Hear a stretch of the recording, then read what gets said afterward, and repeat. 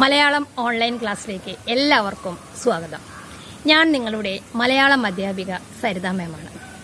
Corona കാലമായതിനാൽ നിങ്ങളെല്ലാവരും വീട്ടിൽ സുരക്ഷിതരായിരിക്കുന്നുണ്ടെന്ന് വിശ്വസിക്കുന്നു. ഈ പുതിയ അധ്യയന വർഷത്തിൽ നമുക്ക് പഠിക്കാനുള്ള പാഠം പ്രാർത്ഥനയാണ്.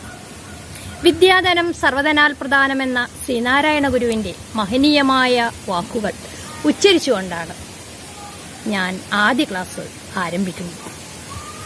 പ്രാർത്ഥനയ്ക്ക് ജീവിതത്തിൽ വലിയ പ്രാധാന്യമുണ്ട്. നമ്മുടെ ആദ്യത്തെ പാഠത്തിന്റെ പേരെന്താണെന്ന് പറഞ്ഞത്? പ്രാർത്ഥന.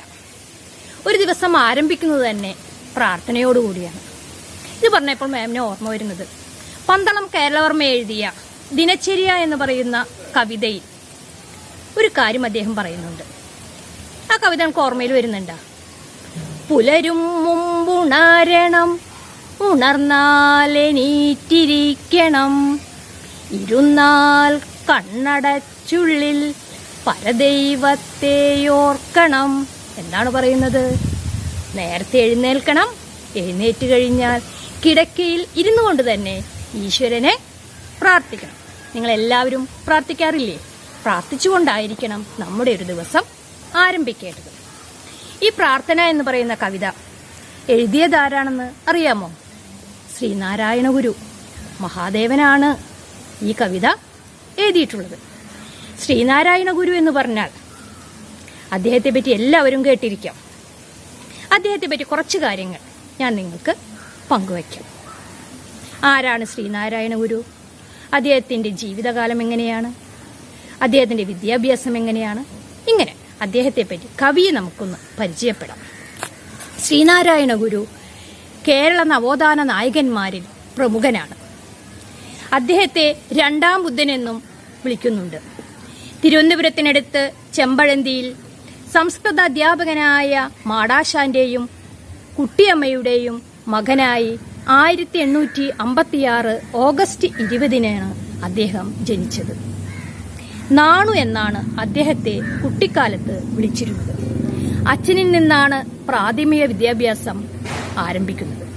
പിന്നീട് അദ്ദേഹം രാമൻപിള്ള ആശാന്റെ കീഴിൽ സംസ്കൃതം, വേദം, മതപഠനങ്ങൾ എന്നിവ അഭ്യസിച്ച് നാട്ടിൽ തിരിച്ചെത്തി ചെമ്പഴന്തിയിൽ ഒരു പള്ളിക്കൂടം സ്ഥാപിച്ച് അവിടുത്തെ അധ്യാപകനായി അദ്ദേഹം തന്റെ ജീവിതം ആരംഭിക്കുന്നു.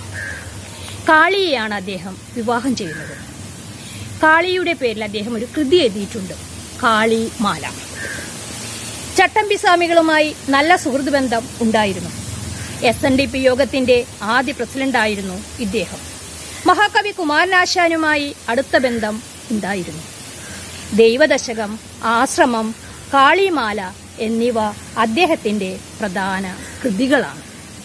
ഈ മഹാപ്രതിഭ 1928 സെപ്റ്റംബർ 20-ന് ഇഹലോകവാസം വെടിഞ്ഞു. അപ്പോൾ കവിയെക്കുറിച്ച് നിങ്ങൾക്കൊരു ഏകദേശ ധാരണ കിട്ടിയിട്ടുണ്ടെന്ന് വിശ്വസിക്കുന്നു. ഇനി നമുക്ക് പാഠഭാഗത്തേക്ക് ശ്രദ്ധിക്കാം. എല്ലാവരും ശ്രദ്ധയോടുകൂടി കേട്ടിരിക്കണം. പാഠം 1, പ്രാർത്ഥന. ദൈവമേ കാത്തുകൊൾഗങ്ങു, കൈവിടാതിന്നു ഞങ്ങളെ, നാവികൻ നീ ഭവാബ്ദിക്കുരാവിവൻ തോണി നിൻ പദം, അന്നവസ്ത്രാദിമുട്ടാതെ തന്നു രക്ഷിച്ചു ഞങ്ങളെ, ധന്യരാക്കുന്ന നീയൊന്നു തന്നെ ഞങ്ങൾക്ക് തമ്പുരാൻ. കവിത എല്ലാവർക്കും അറിയാവുന്നതാണ്. എന്താണ് പറയുന്നത്? ദൈവമേ കാത്തുകൊൾഗങ്ങു, കൈവിടാതിന്നു ഞങ്ങളെ, ഞങ്ങളെ കൈവിടാതെ ഈശ്വര ഞങ്ങളെ സംരക്ഷിക്കണം. ഈ വരിയുടെ അർത്ഥം എല്ലാവർക്കും മനസ്സിലായല്ലോ. ദൈവമേ കാത്തുകൊൾഗങ്ങു, ദൈവം ഞങ്ങളെ കാത്തുകൊള്ളണം. കൈവിടാതിന്നു ഞങ്ങളെ, കൈവിടാതെ ഇന്നു ഞങ്ങളെ സംരക്ഷിക്കണം. നാവികൻ നീ ഭവാബ്ദിക്കൊരാവിവൻ തോണി നിൻ പദം. നാവികൻ എന്ന് പറഞ്ഞ വാക്കിന്റെ അർത്ഥമാണ് എന്താണ്? കപ്പിത്തൻ. അബ്ദി എന്ന് പറഞ്ഞാല് സമുദ്രം, തോണി വഞ്ചി, നിൻ പദം നിന്റെ വാക്കുകൾ. ലോകമാകുന്ന സമുദ്രത്തിലെ കപ്പിത്താനാണ് അങ്ങ്. അങ്ങയുടെ വാക്കുകളാണ് ഈ പ്രപഞ്ചം മുഴുവൻ നിറഞ്ഞു നിൽക്കുന്നത്. ഈ പ്രപഞ്ചത്തിൽ മുഴുവൻ ഈശ്വരന്റെ സാന്നിധ്യം ഉണ്ട്. സർവ്വജീവജാലങ്ങളിലും മനുഷ്യനിലും എല്ലായിട്ടും നമ്മൾ എന്ത് കാണുന്നുണ്ട്? ഈശ്വര ചൈതന്യം കാണുന്നുണ്ട്. അന്നവസ്ത്രാദി മുട്ടാതെ, അന്നം എന്ന് പറഞ്ഞാൽ എന്താ? ഭക്ഷണം, വസ്ത്രം. അപ്പോ അന്നം, വസ്ത്രം ഇതൊക്കെ മുട്ടാതെ തന്നു രക്ഷിച്ചു ഞങ്ങളെ. ഇതെല്ലാം ഞങ്ങൾക്ക് തന്നു രക്ഷിക്കുന്നത് ഈശ്വരനാണ്. ധന്യരാക്കുന്ന നീയൊന്നു തന്നെ ഞങ്ങൾക്ക് തമ്പുരാൻ.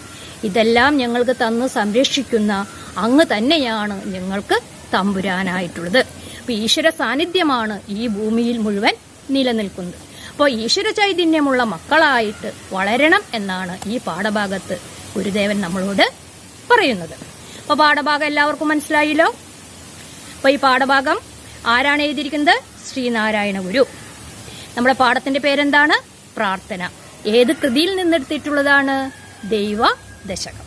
അപ്പൊ ഇത്രയും കാര്യങ്ങൾ നിങ്ങൾക്ക് മനസ്സിലായി. പാഠഭാഗം എല്ലാവരും വായിക്കണം. മാം ഈ പാഠഭാഗത്തോടനുബന്ധിച്ചിടുന്ന യൂട്യൂബ് വീഡിയോ കാണണം. നോട്ട് വൃത്തിയായി എഴുതിയെടുക്കണം, പഠിക്കണം, ടെസ്റ്റ് പേപ്പർ എഴുതണം. ഇന്നത്തെ ക്ലാസ് ഇവിടെ അവസാനിക്കുകയാണ്. അടുത്ത ഭാഗവുമായി അടുത്ത ക്ലാസ്സിൽ കാണാം. നന്ദി.